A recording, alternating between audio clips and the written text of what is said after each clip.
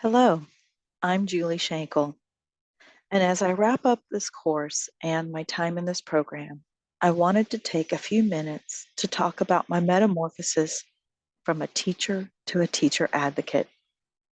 My coursework through ASU Online Studies has been integral to my change in career. So today I'm going to expand upon an earlier project to do a little of what my new career as a full-time teachers union advocate has me doing on a daily basis. I'm going to educate, agitate, and hopefully escalate all of you who are classroom teachers into action. So my topic today is how teachers have become targets of what political pundits call the culture war. But honestly, teachers have been targets for a long time. This is nothing new. Since the mid-20th century, scrutiny on public educators has only intensified. Neoliberal policymakers have moved to privatize and monetize public education by using austerity measures and stripping educators of agency and power through weaponizing anti-teacher rhetoric. To fight back, Darren Jensen and Christy Toth say that teachers must stand up as advocates for their students, their disciplinary knowledge and values, and their professional authority. That's why I'm here today, to advocate that all educators adopt the professional identity of the teacher, scholar, activist in order to protect themselves, their classrooms, and their profession. So let's start with unpacking the concept of the teacher, scholar, activist. Teachers already see themselves as teachers. That's the no-brainer part of this equation. But right now, teachers are beat down. They're hunkered in their classrooms, isolated, feeling powerlessly adrift in a sea of overwhelming work and data, and more data, along with daily attacks on the profession. Teachers are also expected to be scholars, keeping up with the latest and greatest buzzwords, strategies, and techniques. And honestly, teachers want to be scholars. Unfortunately, they're not often provided with the time or resources to do so by the neoliberal policies and funding mechanisms that starve the system. But activists, well, that's the taboo. Teachers are told to just teach and not engage. Just teach and go home. Matter of fact, it's the activist teacher that is the most attacked in the public sphere right now. So why become an activist? Well, let's explore. So we're going to start with a little exercise here. I'm going to say a series of 6 words, and I want you to consider for each of these words, what does it mean? How is it being used in public dialogue? And is the word being appropriated or weaponized in some way? And if so, how so and against whom? So here we go. Woke, indoctrination, pedophile or pedo, groomer, pornographer, critical race theory or CRT. Now consider, would you use any of those words to describe you as a teacher or what you do on a daily basis in the classroom? Probably not. But these are just a few of the words being weaponized in the public square to attack teachers. Imagine telling a student to put on their jacket because they're violating dress code. And by day's end, you're being called into the office to be accused of grooming. Imagine hanging a sign with a rainbow that says all students are welcome here, and getting an email from a parent with a photo of the poster calling you out for woke indoctrination of their child. Imagine having a popular YA book like Dante and Aristotle Discover the Secrets of the Universe in your classroom library, only to be called into the office for accusations of grooming, pornography, and pedophilia because the book has gay characters. Imagine tapping a student on the shoulder to redirect them to their work, only to have to defend yourself against the complaint of harassment or intimidation. These are very real circumstances. And I'm going to share a few more examples here of teachers in my local district who've been attacked publicly with these kinds of accusations. So I'd like to start by introducing you to a group that is in my community. I live in one of the beach cities of Los Angeles, but there's this small, very vocal faction that aligns with mass resistance. And mass resistance is a national group that the Southern Poverty Law Center designates as an anti-LGBT hate group. Mass resistance has also been linked to white supremacy ideology as well. The local leader of this group, Arthur Shopper, the man pictured here, proudly boasts about his leadership role in this group.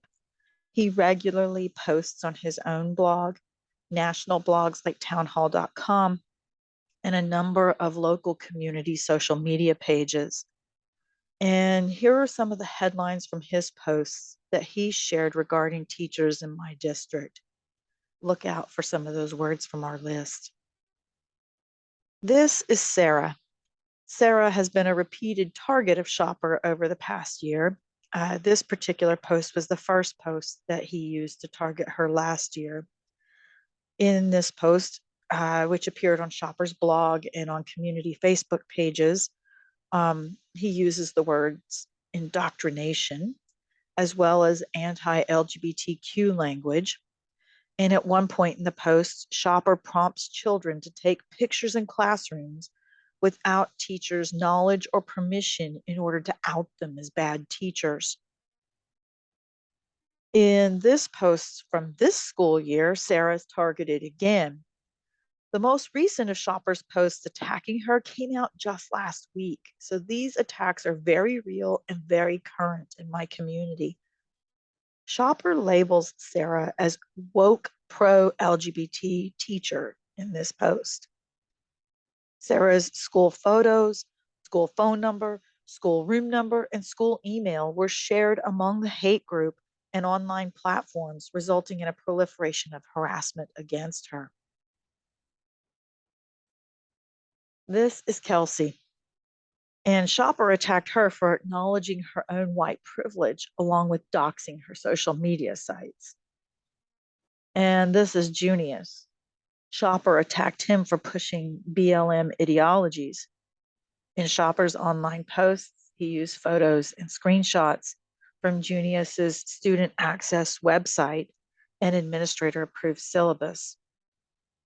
Junius ended up taking a leave of absence mid-year last year, and by the end of the school year, he left the profession entirely because of the harassment.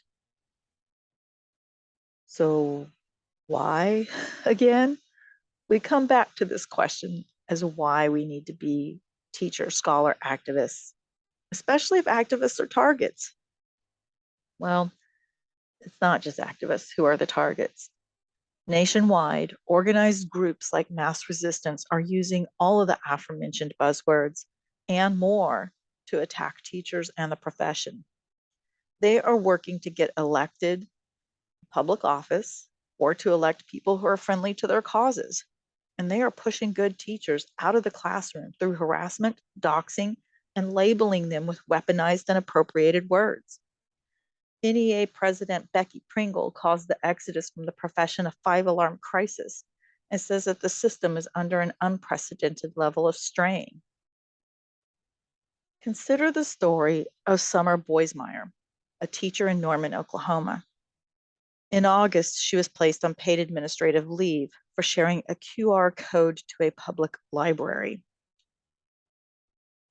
A parent accused her of sharing pornography.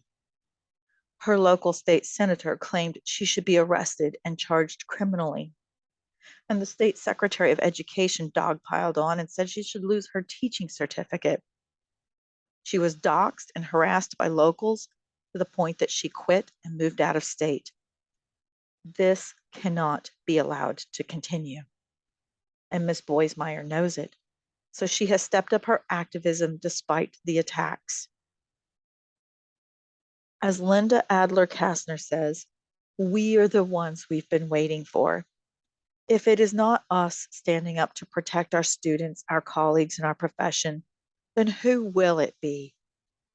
These attacks on teachers are only the tip of the iceberg, and teachers are the front line steering the ship away from danger. But ultimately, nobody else will save us. We must save ourselves because nobody else cares more about making every child feel seen and safe. Nobody else cares more about maintaining professional standards so that children receive a quality education. Nobody else cares more about protecting teacher agency in the profession. It has to be us. That is why teachers need to be each of these three separate things: teacher, scholar, and activist, as part of their professional identity. But these rings should not exist in isolation.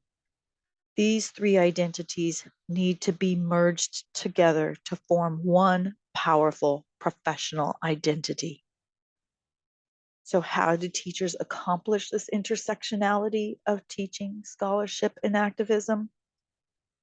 Well, research shows that it starts with framing the message in the workplace. Teachers have long seen themselves as knowledge makers and creators. The current teacher part-time scholar model needs to expand. It needs to allow for teachers to be true scholars with full academic freedom. And then teachers can add activism in order to ground the professional identity with an arc towards social justice. As Adler-Kastner points out, teachers are change agents. And as we've seen here through the stories of teachers that I've shared, being change agents is not easy. That's why their local union is so important. Labor unions have long been at the forefront of the social justice movement pushing for change.